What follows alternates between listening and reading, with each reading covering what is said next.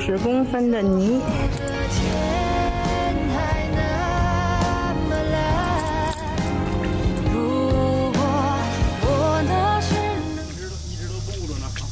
您这个干了多久了？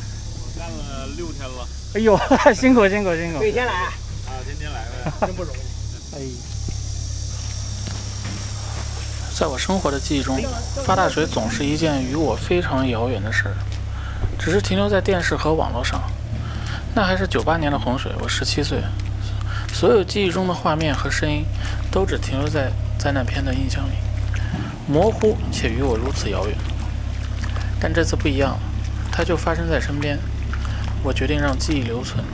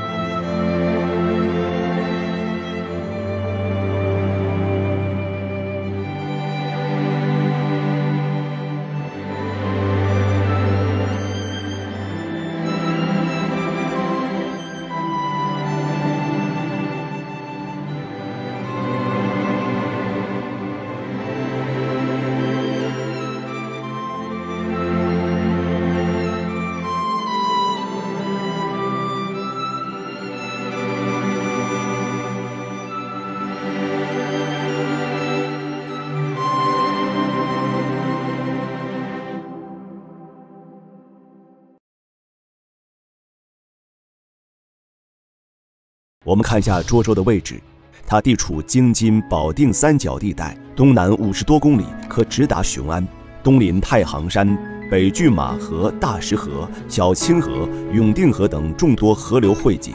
这几条河流的上游，刚好处于本轮暴雨集中区房山。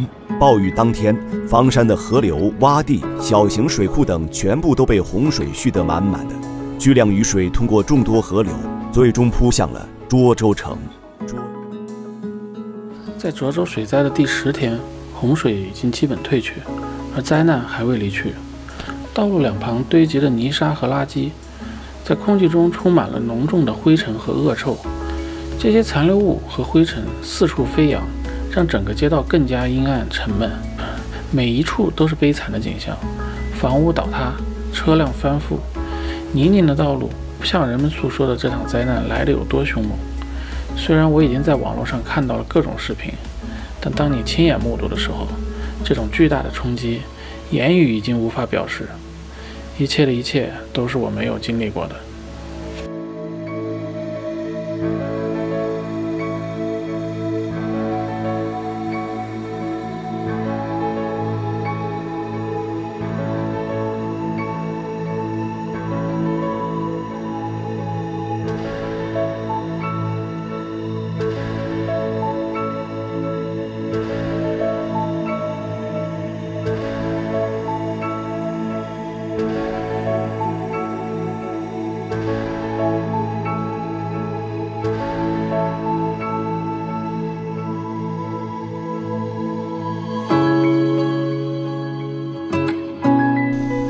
在路边看到的惨状只是灾难的一个表象，而我们到了村里，这里才真的让人心疼。我们看到的是被水浸爆的田地和完全绝收的庄稼。这不只是浸爆了农田，还有无数农户的心。我们开着车看到的一切都是我们没有经历过的。我也从来没有来过涿州，眼前的一切让我无法联想正常的时候这里应该是什么样子。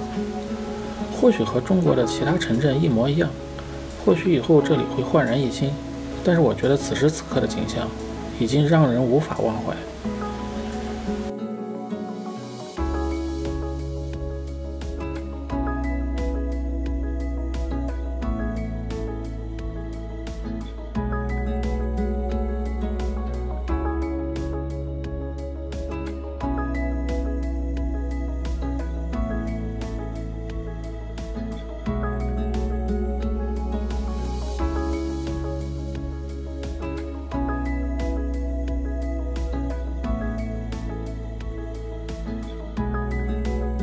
我们来到一个叫茂田村的小村子，村里的干部都忙着在清理淤泥，这个工作他们已经做了1周的时间了，而他们自己很多人的家里都没有顾得上清理。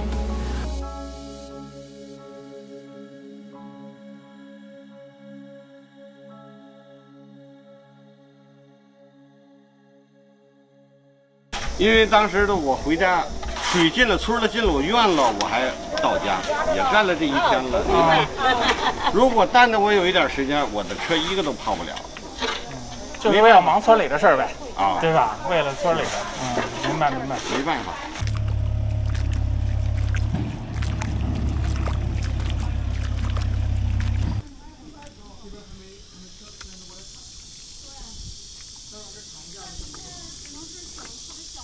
村委会自己请来了铲车来清理淤泥，铲车的加入呢，大大的加快了灾区恢复的进程。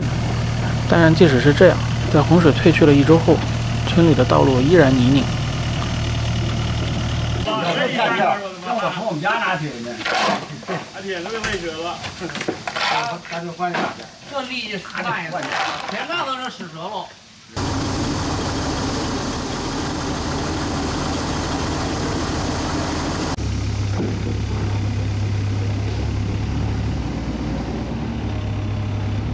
我们在记录过程中遇到一个普通的村民，他也不会游泳，但是他在自己已经获救的情况下，寻找救援队，返回村里救出了他们村里100多个村民。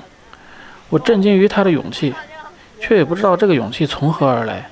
我想，他应该是把整个村子当成了自己的家，才会毫不犹豫做出这样的选择。村的人没吃没喝都出不来，都认为说没有事，所以呢，我是连夜是1点多撤出来的，因为那水已经到我们村了，我看来不及了。然后我带着老人，我们家的我妈我开着车出去的。那您当时救他是怎么？我们有一个小皮艇，就联系的一个小皮艇，那叫什么救援队？我跟着一个救援队，还有一个蓝天的，就小皮艇能坐6个人。开着，然后就让他们给我们来救的。对，就是他们要着急救别的村的人，然后我们2个人就是恳求他说，我们给你拉去也行，说你必须得先把我们村150人救出来。然后呢，这个部长还同意的就是那个船就是给我们运出去的人了。我们当天我是最晚的一个回去就是到那个救援的那个就是没有水的地方是8点多，当天晚上雾特别的大，回来时候看不见道儿，那个蓝天救援队的跟着我去，回来的时候我们撞了2次树，那会儿水特别的大，我都有我那脑袋就是磕了大包了都，现在下去了，我都有记录，那个水雾的真的特别大。救援队的跟着我去救人了啊！谢谢这2位师傅。进入村庄了呀，大家放心吧。这是咱们村的现状，在哪儿呢？往前就没法那什么了，水少了，没法开了。你们都在哪儿呢？快过来！您家现在什么情况？我们家现在就是家居屋子全部都扔掉，然后就是院子现在就是把都清出去了。如果地板屋的都沉下去了，上网收不行了。我们本来是想静静地记录一个灾后的现状，但村民们对我们的热情让我们完全没有想到。见到我们带着摄像机，仿佛见到了救星，都纷纷给我们拿水和拿吃的，都还邀请我们去家里拍摄一下受灾的情况。当我们进了他们的家后，对这一切便感同身受了。我们知道家没了对一个中国人，特别是中国农民来说意味着是什么，这么多年辛苦的劳作和积累都没了。